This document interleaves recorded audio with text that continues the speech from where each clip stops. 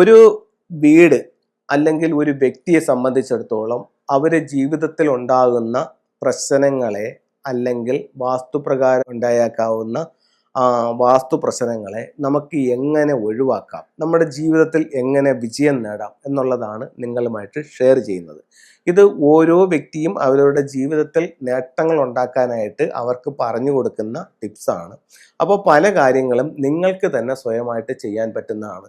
ഒരുപാട് ആൾക്കാർ ഓരോരോ ടിപ്സുകൾ ചെയ്തു നോക്കിയിട്ട് അവരുടെ ലൈഫിൽ റിസൾട്ട് വരുമ്പോൾ അങ്ങനെയാണെങ്കിൽ നമുക്കൊന്ന് കൺസൾട്ട് ചെയ്യിച്ചാലോ എന്ന് വിളിച്ചിട്ട് കൺസൾട്ട് ചെയ്യുന്നവരുണ്ട്.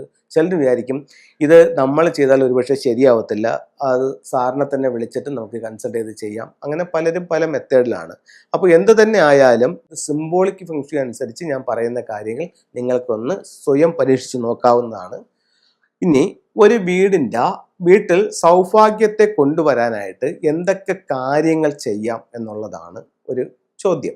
അപ്പം നമുക്ക് ഫെങ്ഷു പ്രകാരം ഒരുപാട് സൗഭാഗ്യ ചിഹ്നങ്ങളുണ്ട്.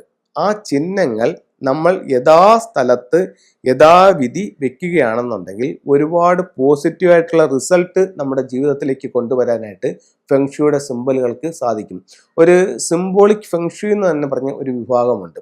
അപ്പോൾ ഒരു വീടിനെ സംബന്ധിച്ചിടത്തോളം ആവശ്യമില്ലാത്ത എല്ലാ ടൂളുകളും കുത്തി നിറച്ച് വെക്കണം എന്നുള്ളതല്ല ഞാൻ പറയുന്നത്. ഒരു ദിക്കിൽ 1 2 മാക്സിമം പോയാൽ 3 ടൂളുകൾ ഉപയോഗിക്കാം.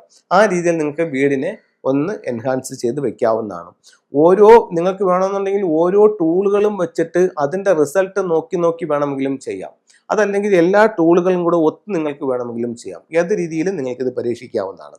ഇനി ഒരു 3-4 കാര്യങ്ങൾക്കുള്ള ടിപ്സ് ഞാനിപ്പോൾ പറഞ്ഞുതരാം.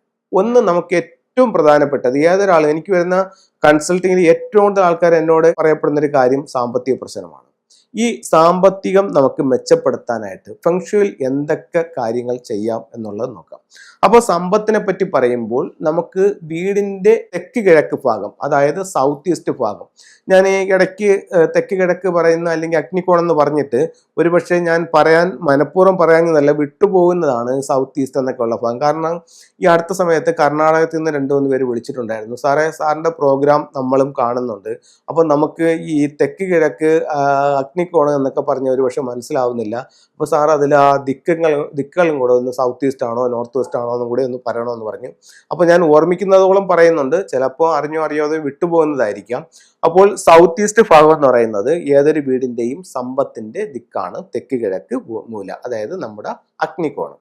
അപ്പോൾ ഫുങ്ഷയുടെ കാര്യങ്ങളാണ് ഞാൻ പറഞ്ഞു തരുന്നത്. ഫുങ്ഷ പ്രകാരം നമുക്ക് നമ്മുടെ സമ്പത്തിനെ ഉയർത്താനായിട്ട് തെക്ക് കിഴക്ക് ഭാഗത്ത് ചില സിമ്പിളുകൾ വെച്ചാലായിട്ട് അതിന് സാധിക്കും. അപ്പോൾ അതിന് വെക്കാവുന്ന ഒരു സിമ്പിൾസ് എന്ന് പറയുന്നത്, തെക്ക് കിഴക്ക് ഭാഗത്ത് ഡ്രാഗൺ ടോർട്ടോയിസ് ബുദ്ധ, അതായത് ഡ്രാഗന്റെ ഹെഡ്, ടോർട്ടോയിസിന്റെ ബോഡി, അതിൻ്റെ മുകളിൽ ഒരു ലാഫിൻ ബുദ്ധ കയ്യിൽ ഒരു ഇൻഗോട്ടുമായിട്ട് ഇരിക്കുന്ന ഒരു സ്റ്റാച്ചു ഉണ്ട്. അത് നിങ്ങളുടെ വീടിൻ്റെ സ്വീകരണ മുറിയുടെ തെക്ക് കിഴക്ക് ഭാഗത്ത് വെക്കുകയാണെങ്കിൽ നിങ്ങൾക്ക് സാമ്പത്തികമായിട്ട് നേട്ടമുണ്ടാകും.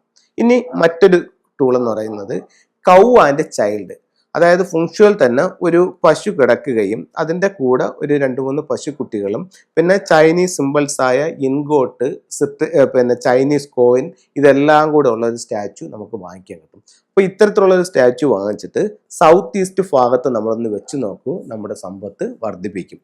അത് കഴിഞ്ഞിട്ട് മറ്റവിടെ ചെയ്യാൻ പറ്റുന്ന ഒരു ടൂൾ എന്ന് പറയുന്നത്, നമുക്ക് ചൈനീസ് നാണയങ്ങൾ, ഒരു ബൗളിനകത്ത് നിറച്ച് ചൈനീസ് നാണയങ്ങൾ നമുക്ക് ചെറിയ വിലയ്ക്ക് ഇത് വാങ്ങിക്കാനായിട്ട് കിട്ടും. അത് നമുക്കൊരു ബൗളിനകത്ത് നിറച്ച് ഈ ഭാഗത്ത് സൂക്ഷിക്കുന്നതും നമ്മുടെ സമ്പത്ത് വർദ്ധിക്കാനായിട്ട് നല്ലൊരു ടൂളായിട്ട് ഫെങ്ഷുവിൽ കണക്കാക്കുന്നുണ്ട്.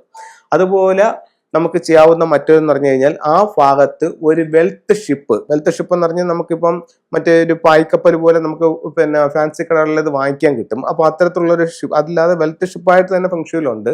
അപ്പോൾ ഒരു പായ്ക്കപ്പൽ പോലുള്ളതാണ് നമ്മൾ വാങ്ങിച്ച് ഈ ഒരു ഡയറക്ഷൻസിൽ വെക്കുക. എന്നിട്ട് അതിനകത്തോട്ട് കുറച്ച് നമുക്ക് ഈ വെൽത്ത് ആയിട്ട് ബന്ധപ്പെട്ടിട്ടുള്ള കുറേ ടൂളുകൾ അതിനകത്ത് ആഡ് ചെയ്യാം. എന്തൊക്കെയാന്ന് വെച്ച് കഴിഞ്ഞാൽ, നമുക്ക് സിട്രന്റെ സ്റ്റോൺസ് ഈ ഷിപ്പിലോട്ട് പറക്കി വെച്ചു കൊടുക്കാം. അതുപോലെ തന്നെ ചൈനീസ് നാണയങ്ങൾ നമുക്ക് ഇതിനകത്തോട്ട് പറക്കി വെക്കാം.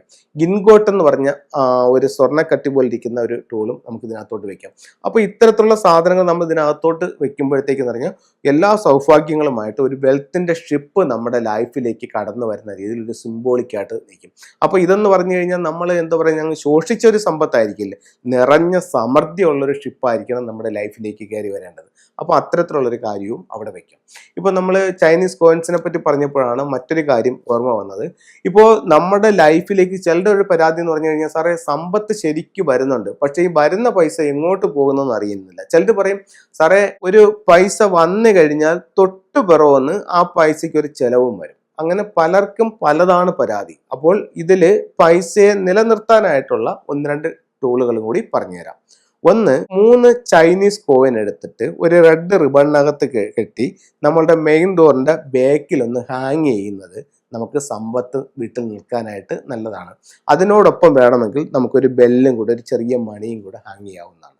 നമ്മുടെ ഡോറിന്റെ ആ ഹാൻഡിലിന്റെ ബാക്കിൽ അതിനൊന്ന് കെട്ടിയിടാവുന്നതാണ്. രണ്ടാമത്തത്, അമത്തീസിന്റെ സ്റ്റോൺസ് ഇതിന്റെ ബാക്കിൽ ഹാങ് ചെയ്തിടുന്നതും നമ്മുടെ സമ്പത്തിനെ പിടിച്ചു നിർത്താനായിട്ട് നല്ലതാണ്. മറ്റൊരു ഇതെന്ന് പറയുന്നത്, നമുക്ക് പിയാവോ എന്ന് പറഞ്ഞിട്ടുള്ള ഒരു പെയർ സ്റ്റാച്യു ഉണ്ട്. മെയിൻ ഡോറിന്റെ ഓപ്പോസിറ്റിൽ വെച്ചിട്ട് മെയിൻ ഡോറിലോട്ട് നോക്കി വെക്കുന്നതും നമ്മുടെ സമ്പത്തിനെ പിടിച്ചു നിർത്താൻ നല്ലൊരു ടൂളായി ഫെങ്ഷുയിൽ കണക്കാക്കുന്നുണ്ട്. ഇതുപോലെ നമ്മുടെ ആവശ്യങ്ങൾ എന്തായിക്കോട്ടെ അത് നമുക്ക് ഫെങ്ഷുയിലൂടെ പിടിച്ചെടുക്കാൻ അല്ലെങ്കിൽ നേടിയെടുക്കാനായിട്ട് സാധിക്കും. നിങ്ങളൊന്ന് ചെയ്തു നോക്കൂ. എല്ലാവർക്കും നല്ല പ്രോസ്പെരിറ്റി ഉള്ള ലൈഫ് ഉണ്ടാവട്ടെ എന്ന് പ്രാർത്ഥിച്ചുകൊണ്ട് നിർത്തുന്നു. നന്ദി, നമസ്തേ.